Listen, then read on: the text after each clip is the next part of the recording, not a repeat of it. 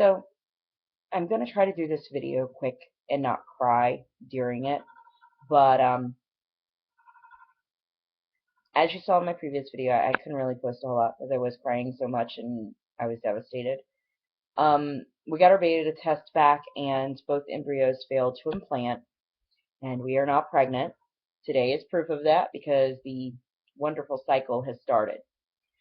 What I want to share with you today is why I will not be implanting the third embryo that we have at the clinic, and why I will be leaving the clinic that I was at. I'm going to give the embryo back for another couple to use. I just don't feel that I can continue on at the clinic.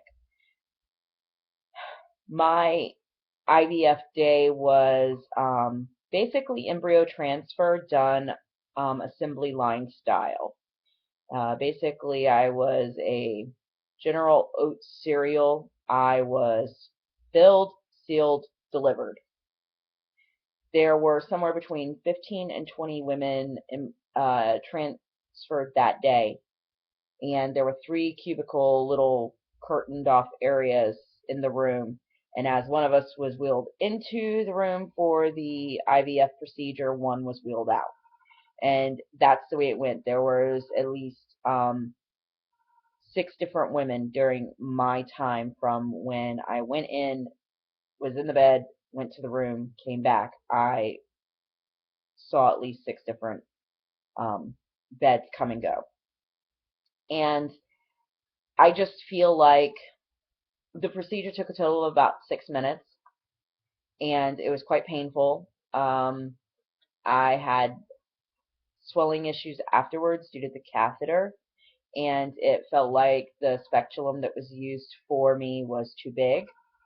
So I just feel, along with the other issues there have been with my clinic, I feel that this is just all signs that I need to go somewhere else.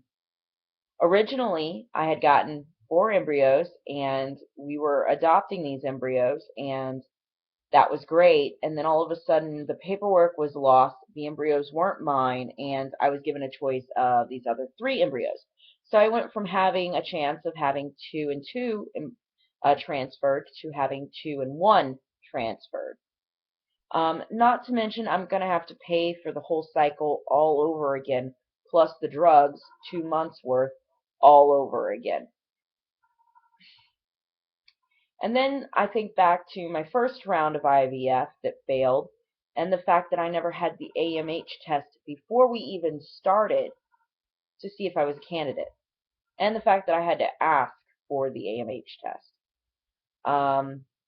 Then the whole 59 days of no communication, and the emails that were sent with no replies, and the very brief email that explained my test results from the AMH test to me.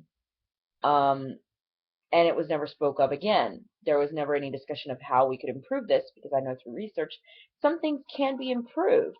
There were no ultrasounds done on my ovaries to see what was going on further, a laparoscopy. Just so many things were handled poorly. And then the email that we received after 59 days of no communication, that the nurse that we'd been working with had quit.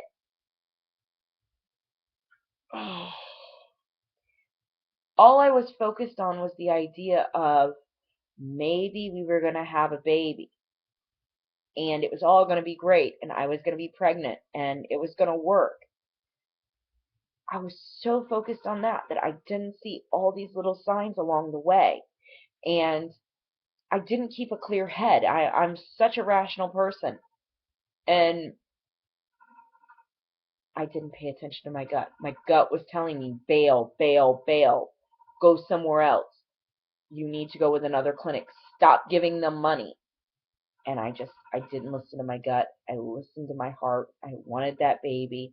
I just thought it was all so perfect, and I was delusional. And I am so angry.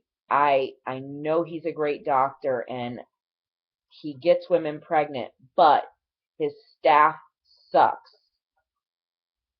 The communication of the clinic sucks. The way my situation was handled sucks. And then the day that I went for my beta, I got there at 8:15. I went in, I had my blood work done. 5 minutes later, they said, we will call you between 12 and 4 in the afternoon. And they sent me home. All the stress, all the worries. I had bleeding after my transfer, and I emailed and I asked for help to assure me, or because the bleeding was heavier than implantation would be.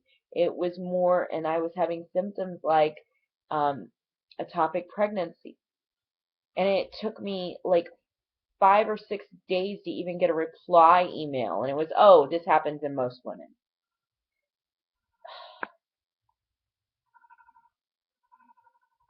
It has been such a nightmare. All I want to do is be a mom. All we want to do is have a baby. And I don't know if this dream is ever going to come true now, because we are so overwhelmed with the debt that this 2 failed rounds has cost us, that I don't know if we're going to be able to save up to go to a new clinic. All I know is I am so tired. I wanted it to work. I am heartbroken it didn't work. But I think a lot of the blame is on the clinic right now. I feel so devalued. I feel so unimportant. I feel like I was on an assembly line conveyor belt for IVF, and it should have been a special moment for me. And instead, I just felt like one of 15 or 20. I was a statistic that day to improve the chances of a good statistic. Really, really angry right now, and really, really sad. And all I know is I have to take it one day at a time and try to breathe, because sometimes I feel like I'm drowning in here. Frustration. Yeah, that's where I'm at right now. So I don't know what's going to happen next. I'm going to hope and pray that somebody out there can give me some sort of hope and insight on what to do next. Please, if you know anything I could do next, please, please, for the love of God, please, please contact me. I don't want to let this dream die. My husband and I, we want to be parents. We would be amazing parents. He's been an amazing parent. He has 2 children that are grown. They're awesome kids, young men. I'm not ready to let this dream die.